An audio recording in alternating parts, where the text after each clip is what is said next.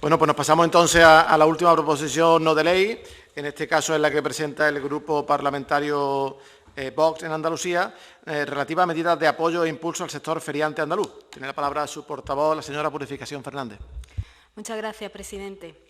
Señorías, hizo ayer 3 años desde que el Gobierno de España nos confinó en un estado de alarma ilegal. Hoy hace 3 años desde que muchos españoles perdieron sus negocios y empleos por causa de las restricciones que el Gobierno de Pedro Sánchez impuso. Hace 3 años desde que se aprobó el Real Decreto 463/2020 de 14 de marzo, por el que se declaró el estado de alarma para la gestión de la situación de crisis ocasionada por el COVID-19. En este Real Decreto venían establecidas una serie de restricciones que perjudicaban en mayor medida a pequeños comerciantes, hosteleros y feriantes. Así pues, se establecían en el artículo 10.5, y cito textualmente, se suspenden asimismo las verbenas, desfiles y fiestas populares.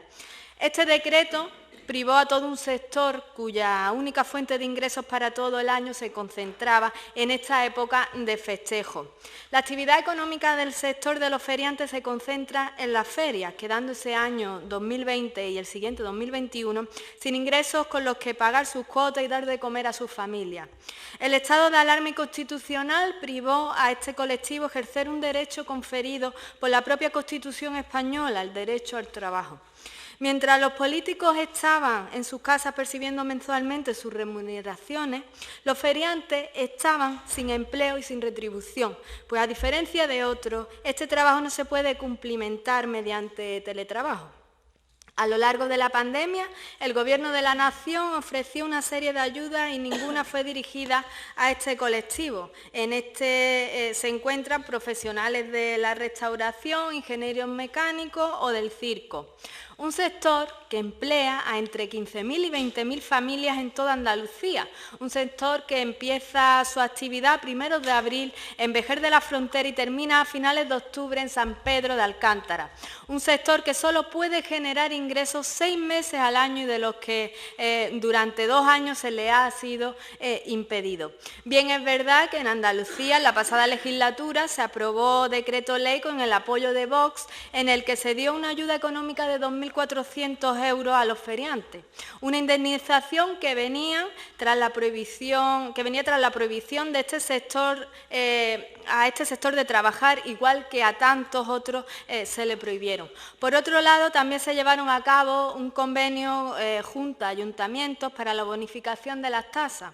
Aún hoy este sector sigue necesitando ayuda y aún más con las crisis inflacionistas que vivimos. Por ello, esperamos coincidir con el resto de grupos con estas medidas que ayudarán a este sector y que completan la proposición no de ley que el Partido Popular presentó a finales de 2022.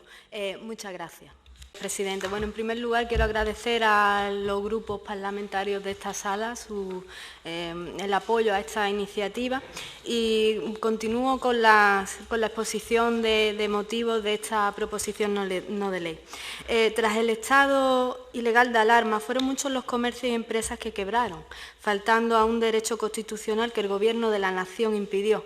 Uno de los colectivos especialmente damnificados fue el de los feriantes, sufriendo las tan duras restricciones que les puso el Gobierno de Pedro Sánchez, sin permitirles trabajar, sin poder generar dinero para mantener a sus familias.